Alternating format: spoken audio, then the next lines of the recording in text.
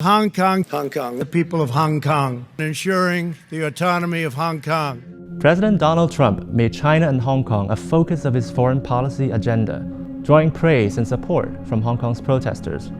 其實唔單止係我啦，其實好多香港人咧，其實都係因為特朗普嗰個嘅對華嘅政策嘅強硬咧。But is this just a marriage of convenience, or does the pro-democracy movement in the city have other things in common with the Trump administration?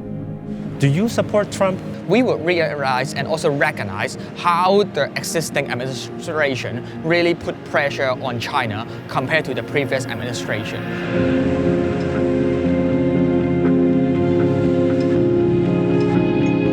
It's tough times here in the streets of Hong Kong for the city's pro-democracy movement. Activists have been jailed.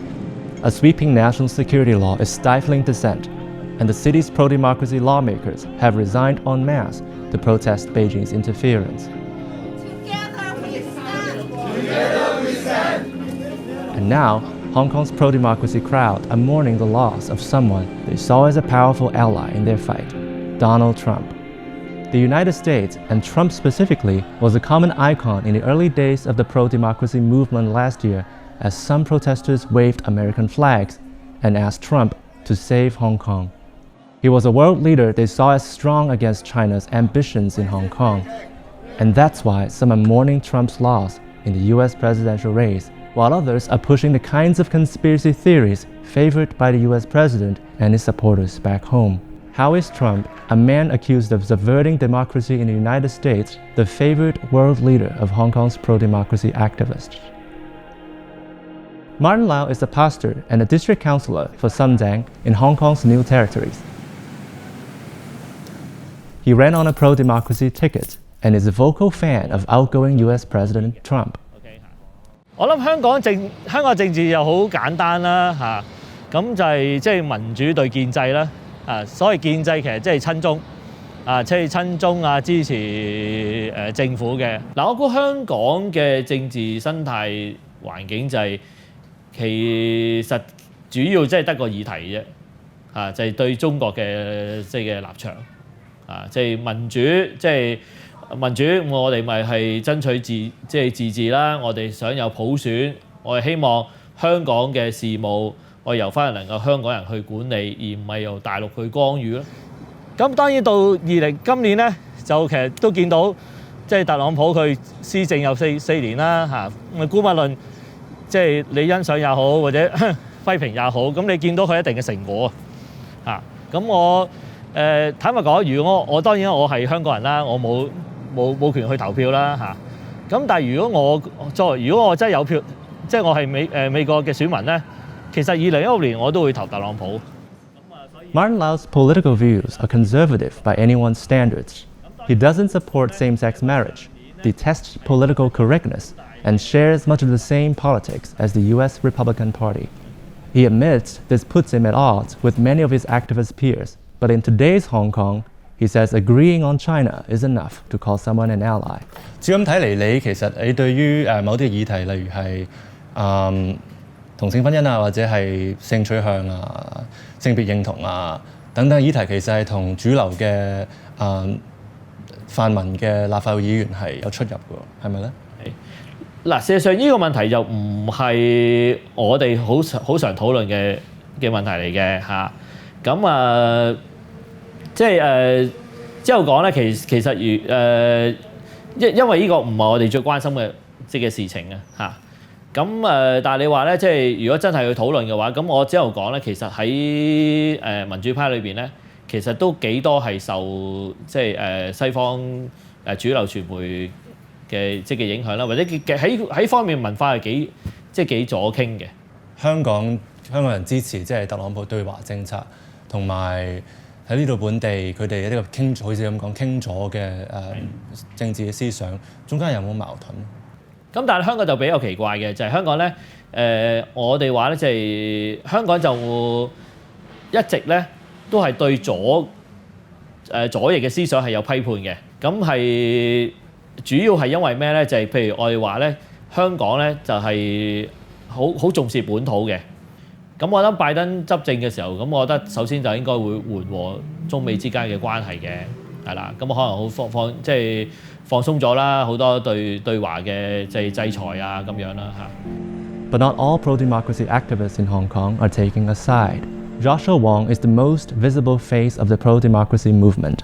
In 2019, in the midst of the protests, Wong traveled to the United States to testify before Congress. Beijing should not have it both ways, wrapping all the economic benefit of Hong Kong's standing in the world, while erosion of our freedom. We spoke to Wong a few weeks before he was sentenced to 13.5 months in prison for an unauthorized assembly. How would you describe the reaction within Hong Kong's pro-democracy movement to the US election results? Since the protests in Hong Kong in 2019, Hong Kongers realized how US and the Western world foreign policy towards Beijing and Hong Kong really affects a lot of our protest movement in the local community. But no matter what happened, we still hope to emphasize that supporting Hong Kong is not the matter of left or right, it's the matter of right or wrong. In the last few years, there have been bipartisan proposals regarding Hong Kong issues. But Hong Kong's pro-democracy movement seems to have credited President Donald Trump for much of those issues. Did you think that was a fair thing to do? Frankly speaking, compare the reaction or the approach of the US administration during umbrella movement in 2014 under the leadership of President Obama. We realized how the existing administration put more and more attention to Hong Kong. You've been criticized for not taking a sharp position when it comes to who should be the next US president. Why do you think people say things about you like that? I don't think there's a lot of criticism I don't feel any concrete pressure to force me to take side in the US presidential election.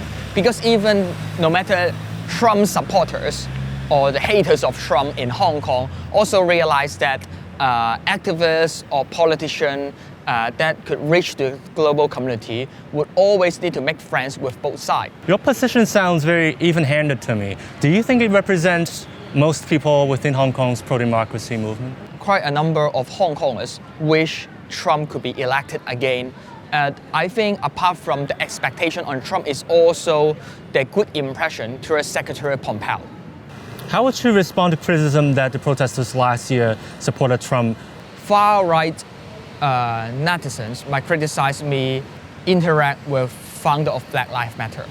For far-left activists might criticize me shake hands with Republican senators. It's not easy to satisfy all people's demand or expectation.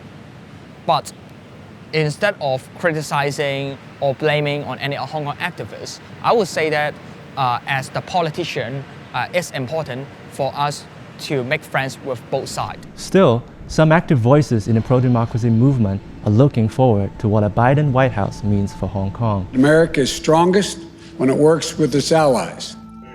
Daniel Lee Tat Ning is the owner of the Hong Kong Reader Bookstore in Hong Kong, regularly hosting and selling works by pro-democracy thinkers in the city.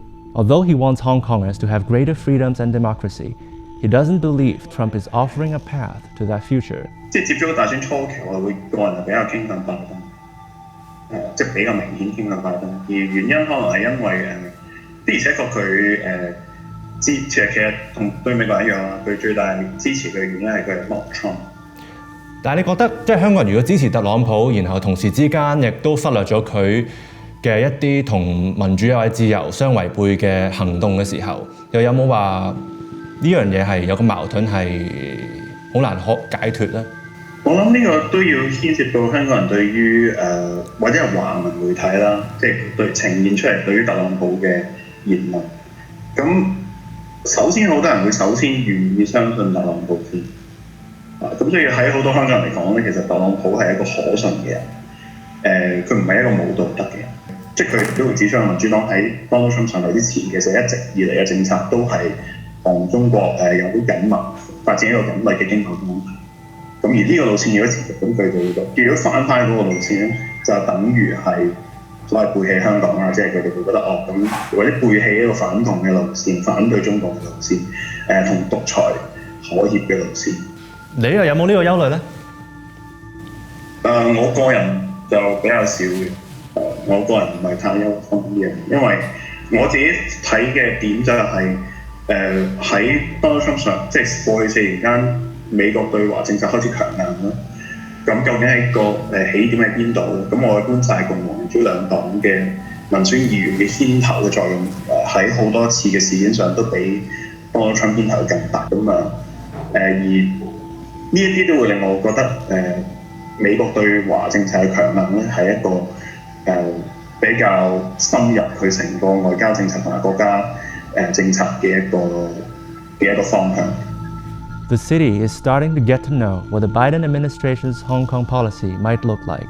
President-elect Joe Biden picked Antony Blinken as Secretary of State, who previously said the US needs to take a stand on Beijing's crackdown in Hong Kong. What that looks like remains to be seen, but one thing we know for sure is that Hong Kong will be watching closely.